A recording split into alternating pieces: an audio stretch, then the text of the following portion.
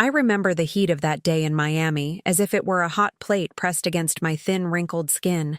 The Florida sun, which for the rich was an invitation for a dip in their crystal-clear pools, was for me just one more obstacle.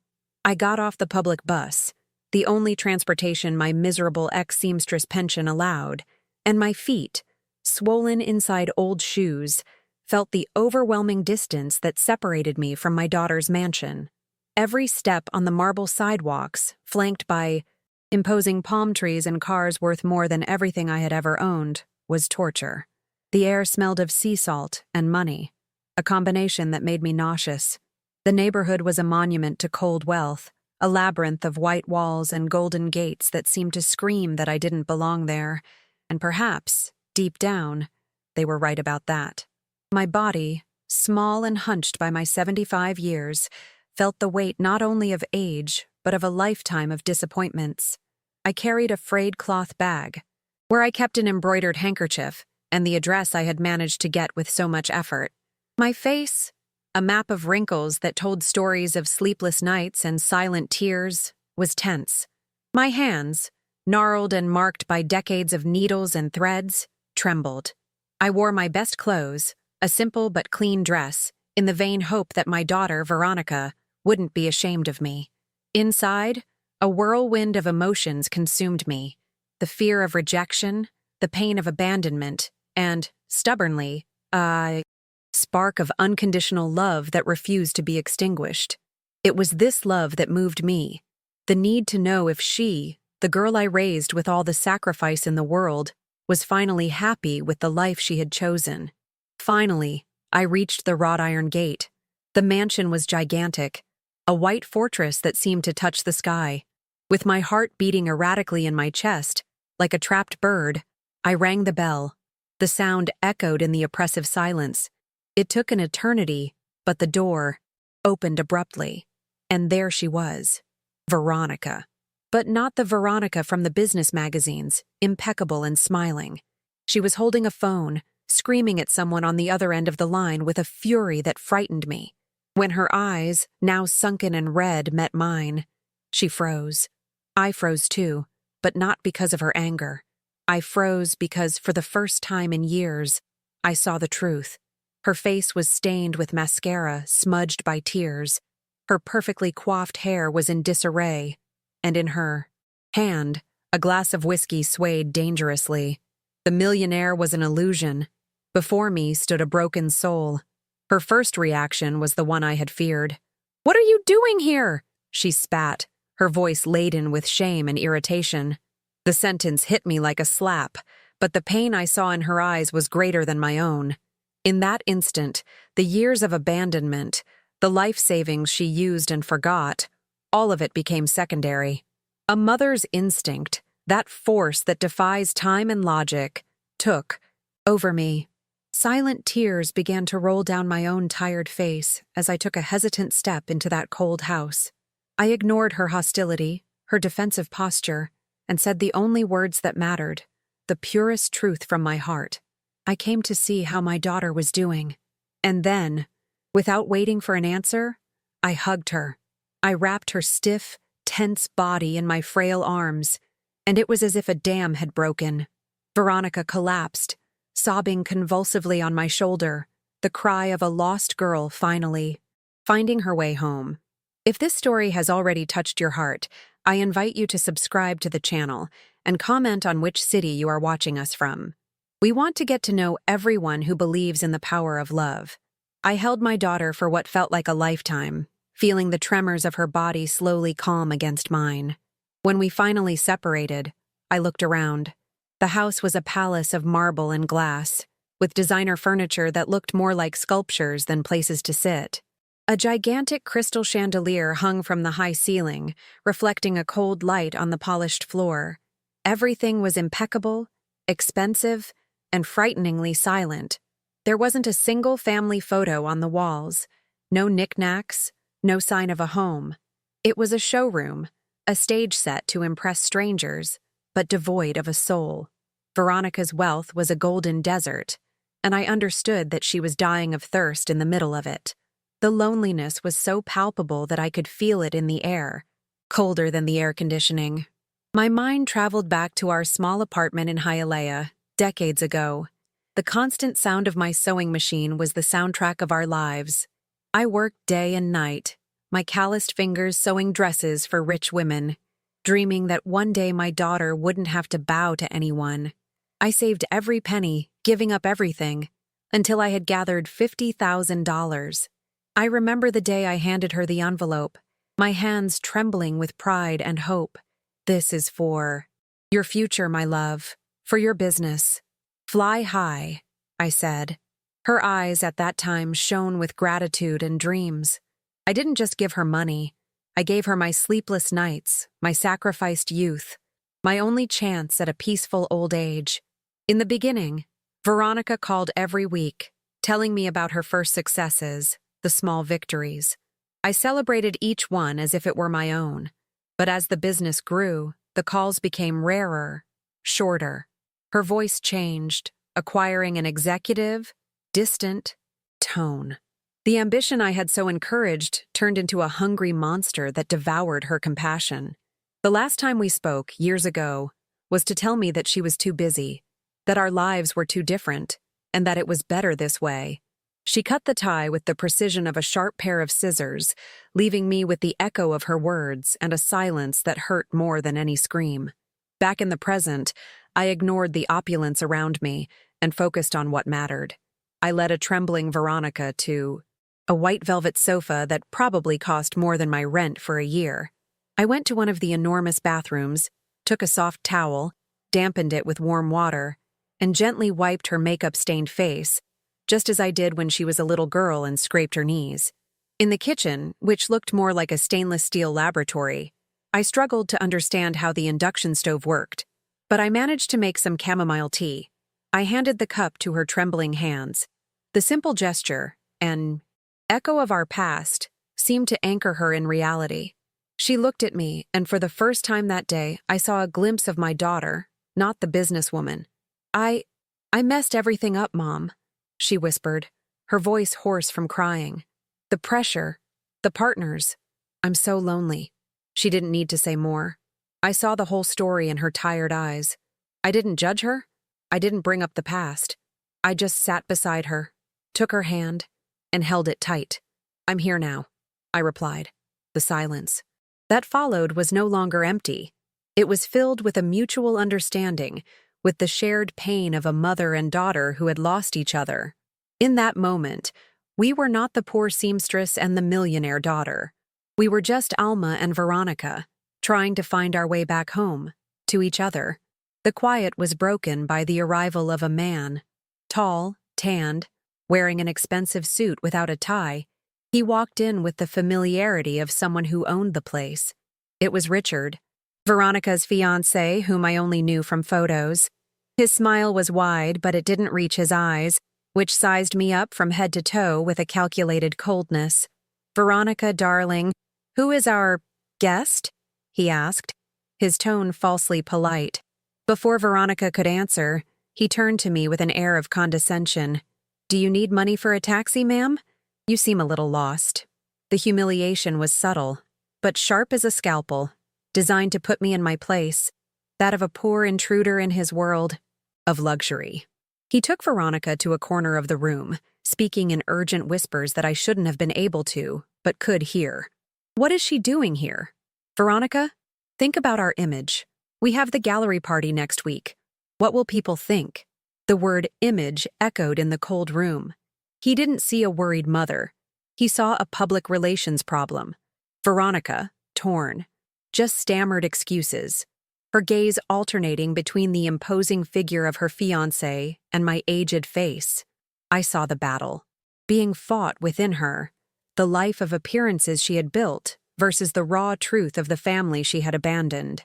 Richard was the personification of everything she had become, and my presence was a mirror reflecting everything she had lost. As they argued, a wave of fear washed over me. Taking care of her felt right, but every glance from Richard, every hesitation from Veronica, reopened the wound of betrayal. I remembered the loneliness, the bills that didn't add up, the shame of having to ask neighbors for help. I would have to fight against my own memories to truly forgive her. I would have to choose love, even at the risk of being hurt again. It was an act of faith, a leap in the dark. I watched my daughter, cornered between her past and her present, and knew I couldn't abandon her. No matter how much it hurt, I had to be stronger than my own pain. Later, trying to navigate the labyrinthine house in search of a glass of water, a sudden dizziness hit me. My vision went dark for a second. My legs gave way, and I fell, catching myself on a marble countertop before sliding to the floor. I wasn't seriously injured, but the dull thud alerted Veronica. She ran to me, panic stamped on her face. "Mom, what happened? Are you okay?" The fragility of my body, something her money could not fix, became undeniable.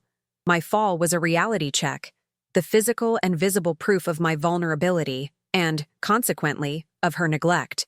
The panic in Veronica's eyes quickly turned into overwhelming guilt. She helped me up, her hands firm but trembling. "When was the last time you went to a doctor?" she asked, her voice choked with emotion.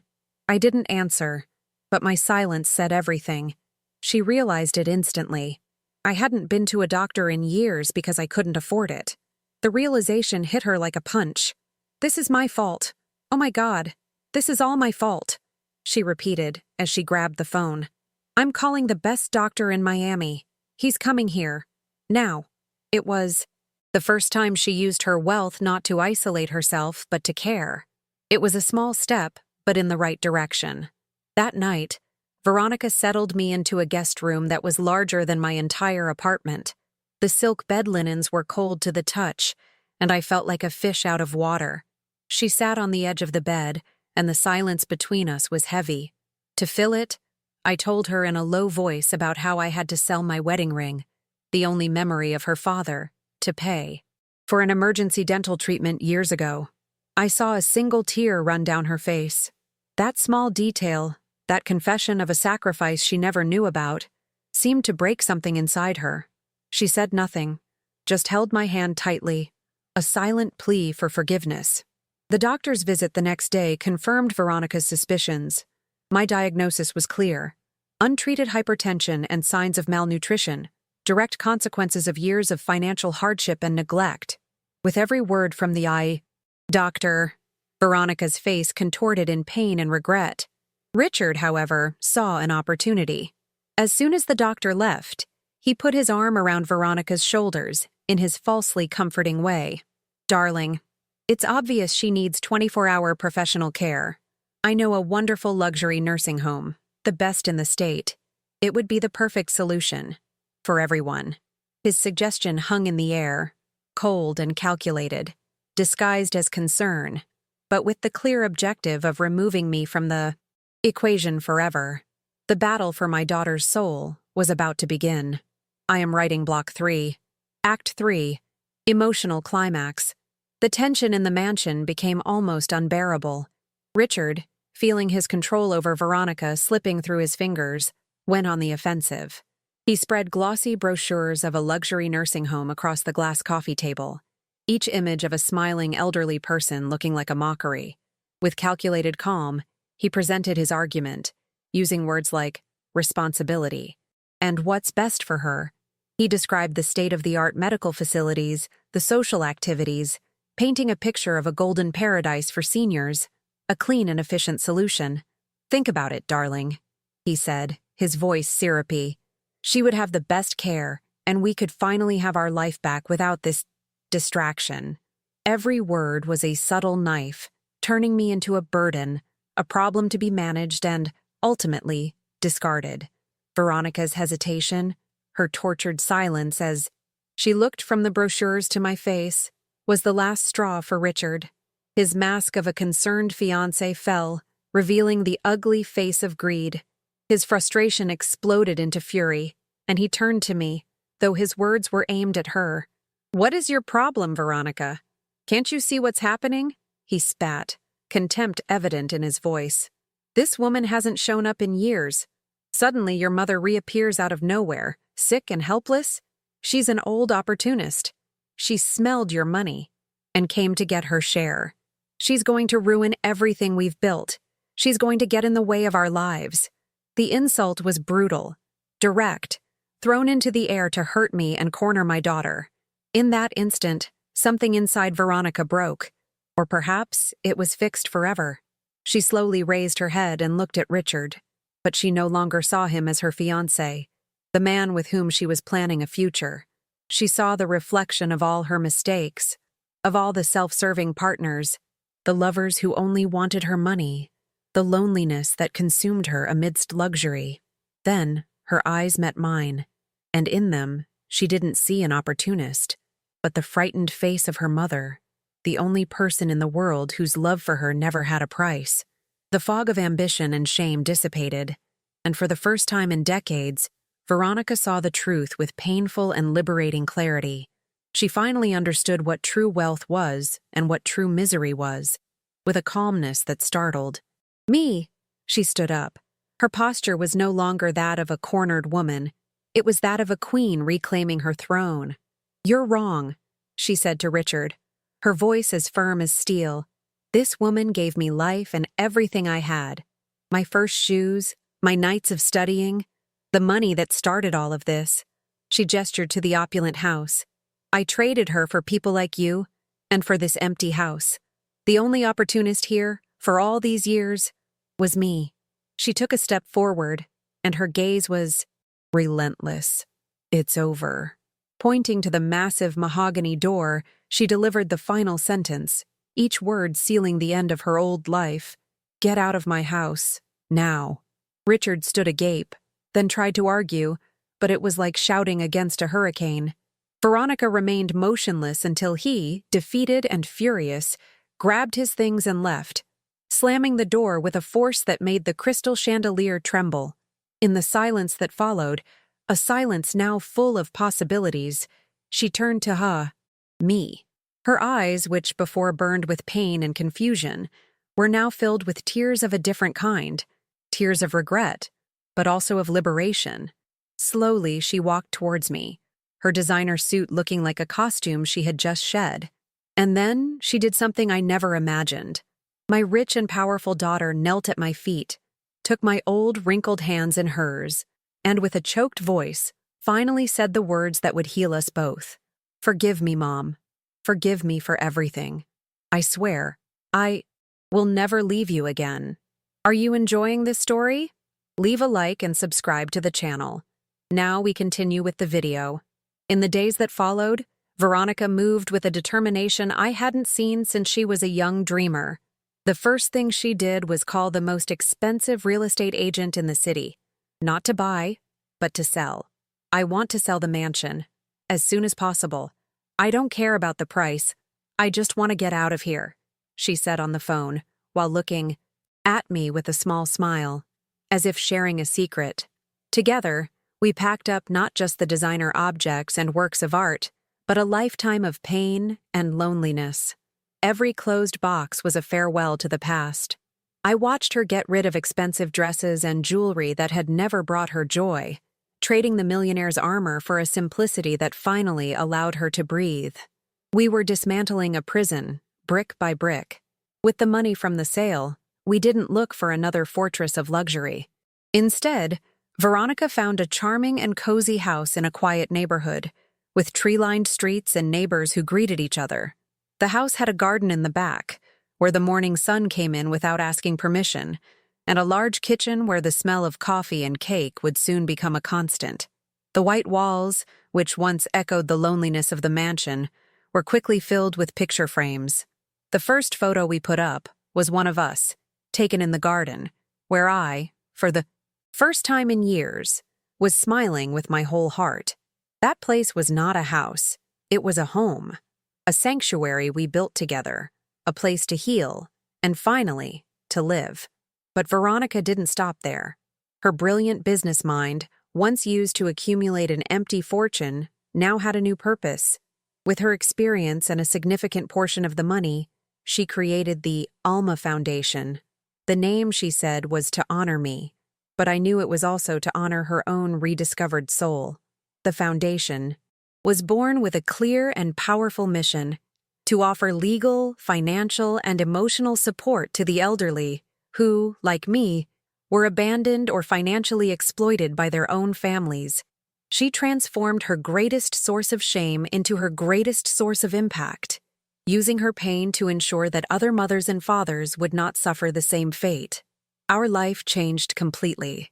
The mornings were filled with the sound of laughter in the kitchen, and the afternoons with the rewarding work of the foundation. Veronica rediscovered joy in the simple things: a walk in the park, a movie on the couch, the comfortable silence of being together. She learned that true success was not in her bank account balance, but in the strength of the love that is given and received, in the ability to make a difference in someone's life.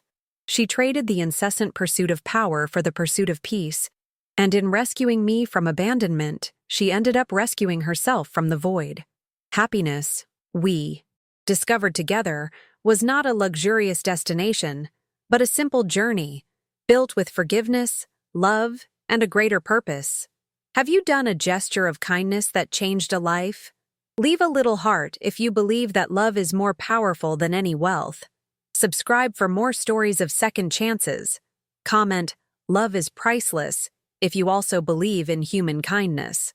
Epilogue. 3 years later, the garden of our house blossomed in shades of pink and white. My fingers, now a little shaky, with age but firm with happiness, tended to the roses with Veronica's help. The Florida sun, which once punished me, now caressed my face, which had fewer wrinkles of worry and more of smiles. Inside the house, on the living room wall, a large photo showed my daughter and me surrounded by dozens of elderly faces, all smiling, all beneficiaries of the Alma Foundation. Veronica no longer wore designer suits. She wore comfortable clothes that allowed her to kneel in the dirt to plant a new seedling. Her face, once a mask of exhaustion and makeup, radiated a serene peace that no money in the world could buy. The cycle of pain had closed, and in its place, we planted a garden of second chances.